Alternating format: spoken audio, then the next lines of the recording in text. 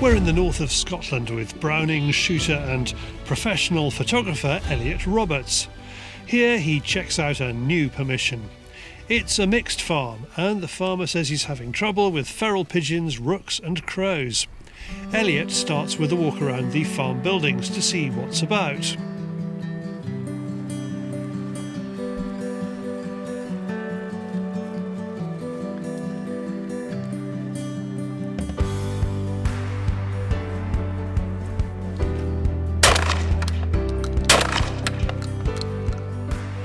It seems amazing that we have to say it, but Elliot is allowed to shoot these birds under the terms of Scotland's general licences.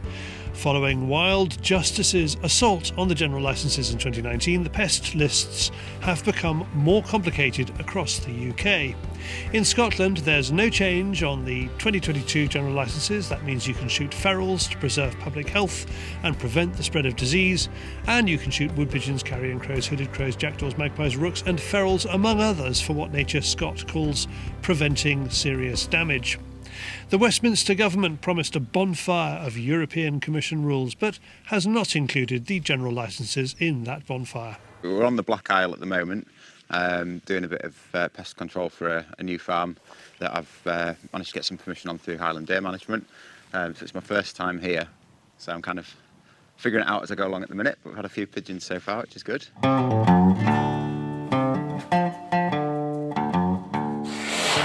I think I might walk away. I live probably 20 minutes north of here, kind of between Invergordon and Tain, up in the North Highlands. And escaped the rat race a few years ago to come up and live the dream in the middle of nowhere. I've not been shooting half as long as most people. I'm still probably a complete baby in it, really. I got introduced to clay shooting through a kind of corporate day through work, and then sent off for my shotgun certificate shortly afterwards. And that was only 5-6 years ago. Very much started out with just Saturday afternoons going to Hazelbank shooting ground in Yorkshire with my dad and my brother, and just shooting some clays and having a bacon butty. And just slowly it's just kind of progressed to a bit of pigeon shooting, and then I think things really kind of ramped up when I came up to Highlands, just because there's such an opportunity for it. And I found the people up here are, like everywhere, just really supportive of people that are wanting to kind of get into the sport.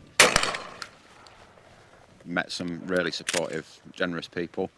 I've been invited to a lot of kind of days out deer stalking. Got my first wild boar last week and my first fox as well. I've been wildfowling and game days and all sorts. So it kind of went from just a very casual way of spending time with my brother and dad down in Yorkshire to just really adding to that kind of shooting CV, really. I'm still very much learning, but I just enjoy it. I'm not too fussed about kind of the result at the end of the day. I've got a lot to learn compared to a lot of the guys that have been doing it years and years. But for me, it's just being outdoors and just enjoying the fresh air and seeing what we get.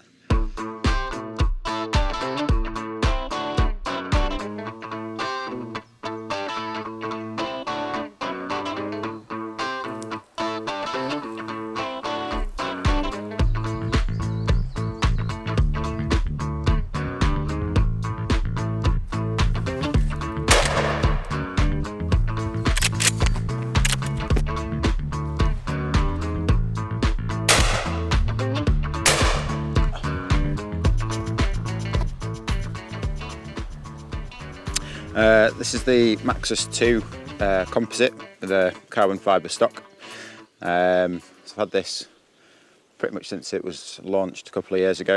It's 3-shot semi-auto, gas operated, and it is pretty much my, the first gun that I'll grab for anything like this, really, just kind of rough shooting, pigeon shooting. Had it out wildfowling and bits and pieces. I really like it. Just it's really smooth shooter, low on recoil. Gas semi-autos are pretty light on the recoil anyway. They don't rely on that recoil like the inertia do to kind of cycle it.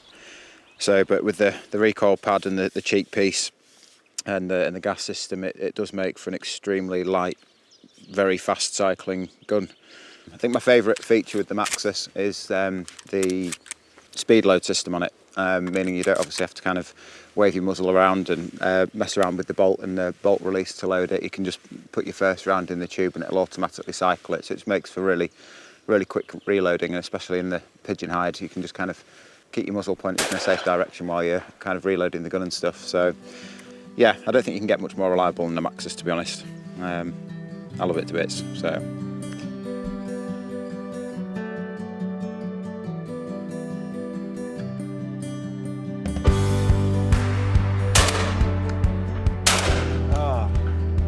Thick cover here, so I'm just going to head kind of 20 yards or so over there. There's a nice kind of opening in the trees with a couple of rooks kind of floating about, so I'm just going to hunker down there, I think, and just wait for a little bit and see if anything comes over.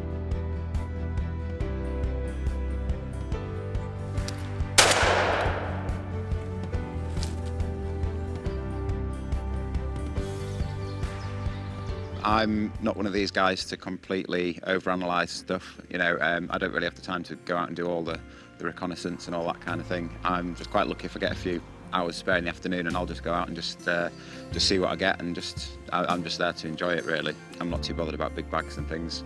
If I can get outside, get some fresh air, potter around the countryside and get a few pigeons in an afternoon, I'm pretty happy, and that's my breakfast sorted for the next morning, you know. For more about Browning shotguns, go to browning.eu. You can find Elliot on Instagram and Facebook, and to find deals on any of the kit featured in this film, check out kitfinder.co.uk.